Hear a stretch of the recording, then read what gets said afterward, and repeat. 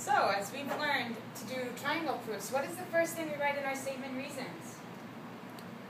You're supposed to write everything that you're given. Sure, so let's do that first.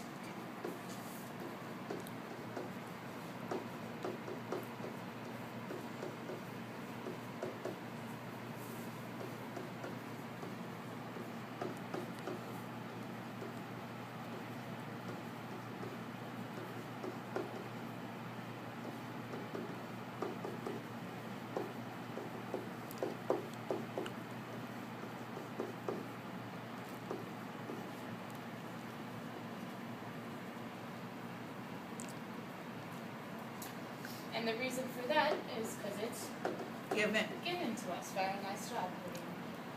What's the next step?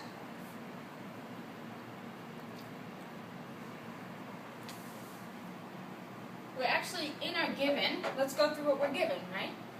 The first thing we're given is that angle BCA is congruent to angle DCE.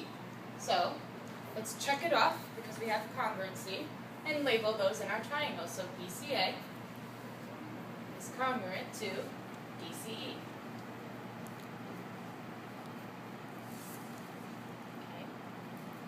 Okay.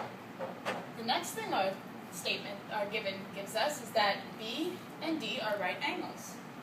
How would we use that if angles B and D are right angles?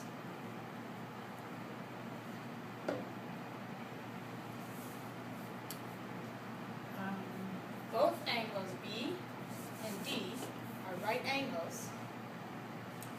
We could put that little square to show that they're right angles. Sure, let's put this little square to show that they're right angles. And they're the same. Yes, they're the same. So our next statement we could say is angle B is congruent to angle D because all right angles are congruent. Very nice job, Lily.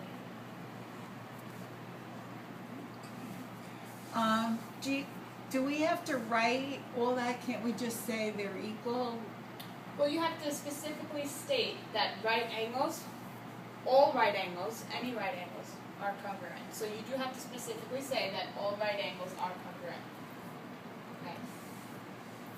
So now that we have another congruency, we can put another check mark.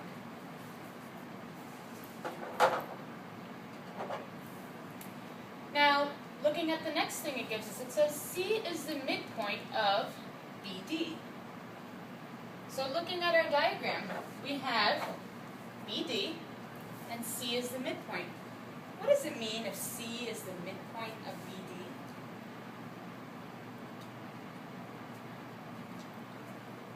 It's in the middle of B and Cool. D. It's in the middle of BD. Very good. So, C splits BD into two equal parts. So let's write that for number 3. We can say that BC is congruent to DC because midpoints split line segments into two congruent parts. Yes, Claudine? Can I just write midpoints? You can't just write midpoints, you can write definition of the midpoint, because for someone who doesn't know, you need to let them know that the midpoint splits the line segment into two equal parts, or two congruent parts. So if you'd like, for your reason, you may write definition of midpoint. So now that we have another congruency, you can put a check mark.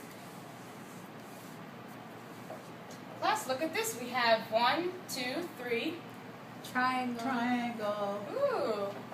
So our fourth statement, now that we have our 3 check marks, triangle BCA is congruent to triangle DCE. For what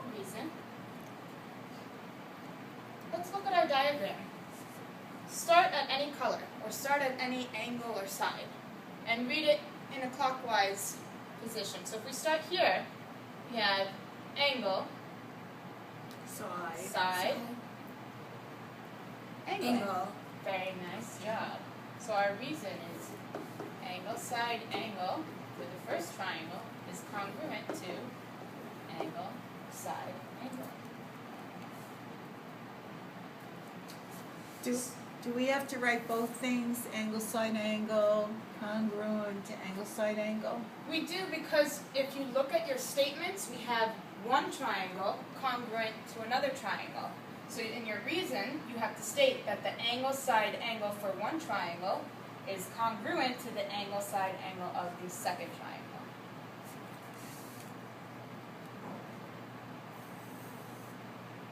Okay. Well, now if we look back at our proof, it asks us to prove that BA, which is this side right here, is congruent to DE. We haven't stated that anywhere in our proof yet. But as we just learned, now that we proved two triangles congruent, we could use Cpctc. Now, can someone tell me what that stands for? No? Alright, so then let's work on that together. We have BA and DE.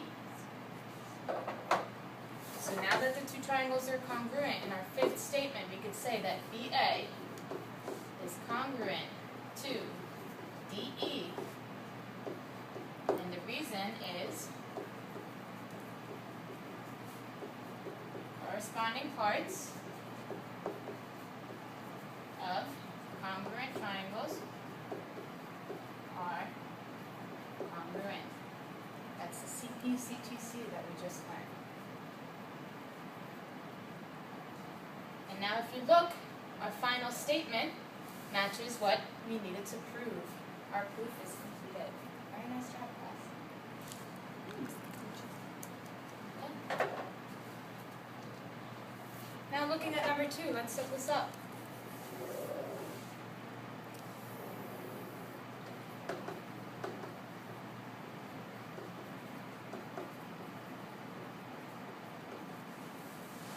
At this time, I ask that you speak with your partner to try and decide how you may approach this problem. How are you going to prove that these two triangles, these two sides, AB and EB, are congruent? So take a moment and think with your partner. So we what's given. So do the same thing. Yeah, you just have to repeat. So you have to state what's given. So for example, in this one, angle BCA is congruent to angle DCE. So in here, so BCA would be angle ACB is congruent to angle DC or DC. Okay, so what you're saying is that if this was given over there and then this is given for here, This so is- so this is what we're gonna write? Yeah, 'cause AC is Congruent to EC because that's what's given. Okay, Very and then nice. So you notice that over here we started with the given. So as we learned before, when we're doing proofs, the first thing you need to write down is everything you see in the given. okay. Alright.